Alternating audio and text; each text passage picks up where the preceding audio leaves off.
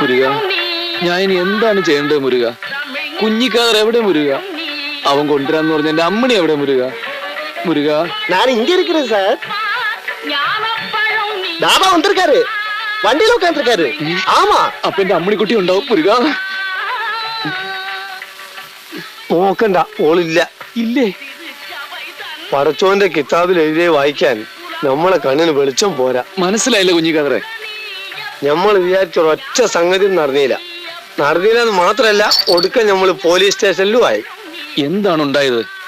ഉണ്ടായത് എന്താണെന്ന് ആവർത്തിച്ച് വിസ്തരിക്കുമ്പോ നേരം വെളുക്കും. അമ്മണിക്കുട്ടിനെ ആൺകുട്ടികൾ കൊണ്ടുപോയി ചെയ്യും.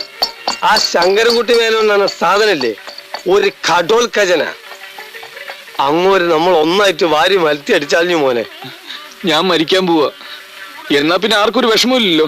ഇത് കുറച്ച് നേരത്തായിരുന്നു ഞമ്മക്ക് വസൂലി ലാഭമായിരുന്നു. ഞാൻ ഇനി എന്താ ചെയ്യാ കുഞ്ഞിക്കാതറെ? ഇവിടെയാണെങ്കിൽ ആ കാളിമുത്തും ആനന്ദവല്ലിയും കൂടി എന്നെ സ്നേഹിച്ച് കൊല്ലുക. ഒരു വഴിയുണ്ട്, ഒരൊറ്റ വഴി. ആ വഴിക്ക് നീങ്ങാൻ നീ തയ്യാറാണോ? വഴി അപകടമില്ലാത്താണെങ്കിൽ തയ്യാറാ.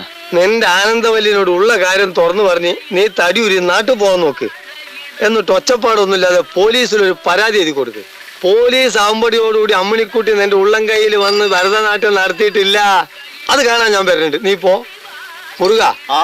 കുറെ ദിവസമായി പണി നടന്നിട്ട് വിട് ബസ് സ്റ്റാൻഡിലേക്ക്. Hi hi.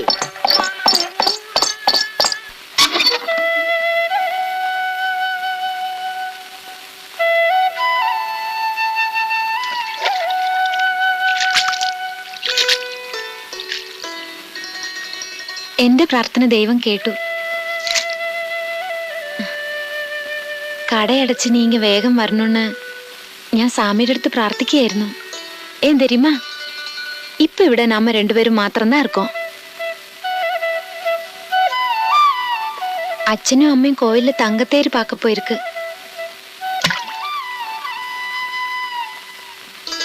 நில்லுங்க, ஒரு விஷயம்.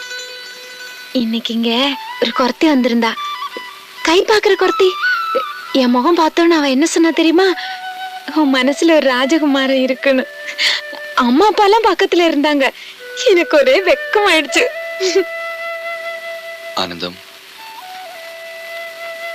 നിന്നെ വിഷമിപ്പിക്കുന്ന ഒരു കാര്യം ഞാൻ പറയട്ടെ. നിങ്ങൾ എന്തു പറഞ്ഞാലും എനിക്ക് വിഷമം തോന്നൂല. എന്നാ சொல்றது நீங்க தானே, சொல்லுங்க. നിന്നെ കാണുമ്പോഴൊക്കെ എനിക്ക് ഓർമ്മ വരുന്നത് എന്റെ അമ്മണിക്കുട്ടിയെ. ഏത് അമ്മണിക്കുട്ടി? അവളെ പറ്റി ഞാൻ എന്താ നിന്നോട് പറയുക? അതങ്ങനെ പറഞ്ഞു മനസ്സിലാക്കി തരാവുന്നൊരു ബന്ധമല്ലല്ലോ ആനന്ദം.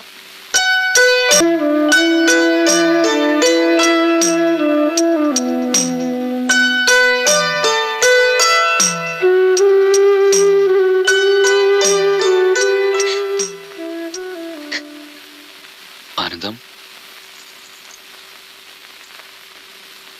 നേരത്തെ പറയായിരുന്നില്ല. ഞാനിങ്ങനെ വെറുതെ എന്റെ മനസ്സ്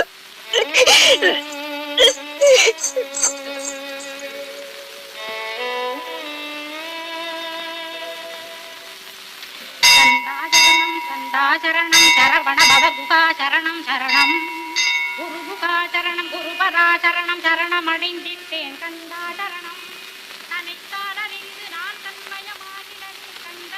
ഏയ്, എന്നെ തൂക്കും. ഇത് വിടിഞ്ച് എவ்வளோ നേരായി പോച്ച്.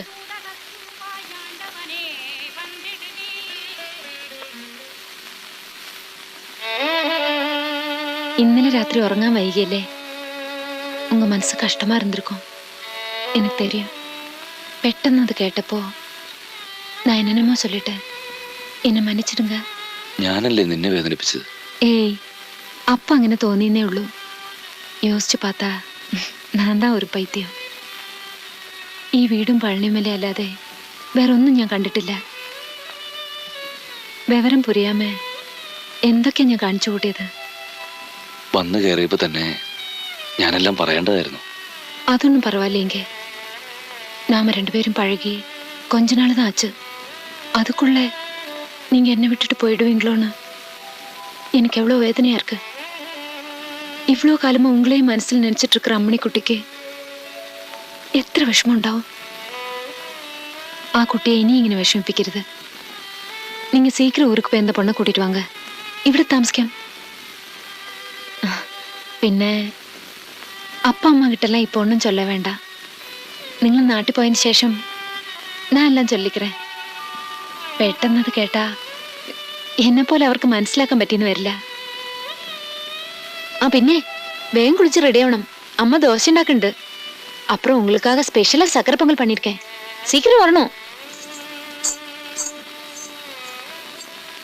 അമ്മിണി,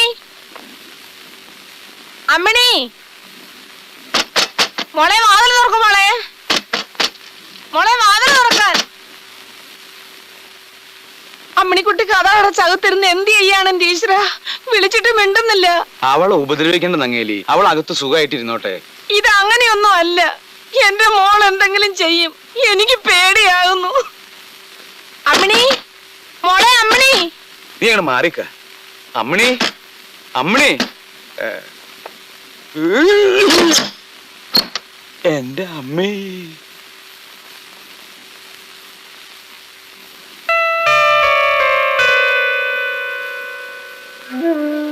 മോളെ, എന്റെ പൊന്നു മോളെ, നിനക്കാരായി ബുദ്ധി പറഞ്ഞു തന്നത്? ഒരു സെക്കൻഡ് തെറ്റിയിരുന്നെങ്കിൽ എന്റെ മോളിപ്പം ഒരു മനുഷ്യ പറ്റില്ല തളയി പോയല്ലോ നിങ്ങള്.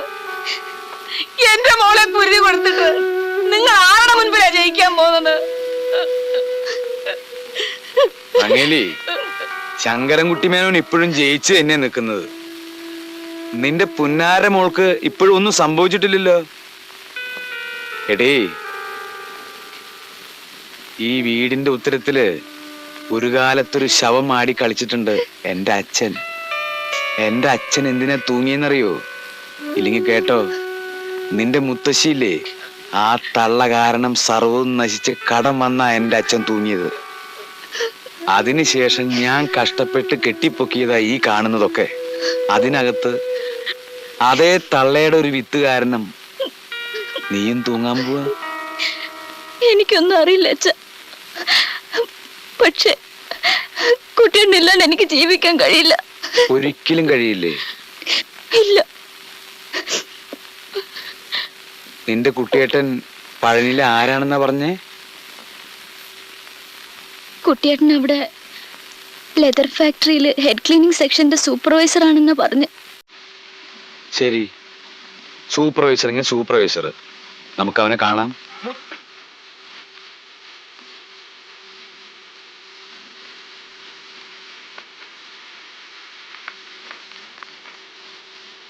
നല്ലോണം പ്രാർത്ഥിച്ചോ, കുറച്ചവനൊക്കെ ഒന്ന് എളിയിക്കോട്ടെ.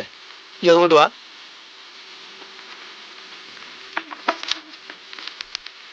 ഇതാ നിനക്ക് നാട്ടിലേക്കുള്ള ടിക്കറ്റാ. നാളെ സന്ധ്യക്കാണ് ബസ്. നീ മെല്ലെ വിട്ടോ. നീ അമ്മണിക്കുട്ടിയും കൂട്ടി വരുമ്പോഴേക്ക് നിനക്ക് നല്ലൊരു തൊഴിലല്ലേ, അത് ഞാൻ ഏറ്റു. എന്നാ ഞാൻ പോണ്. ഇന്റെ പണി കൊടുക്കണ്ടല്ലോ. നടന്ന പണി ഒന്നും ശരിയായില്ല. 2 വീഴ്സ് അടിച്ച് 2ഉം കാലി.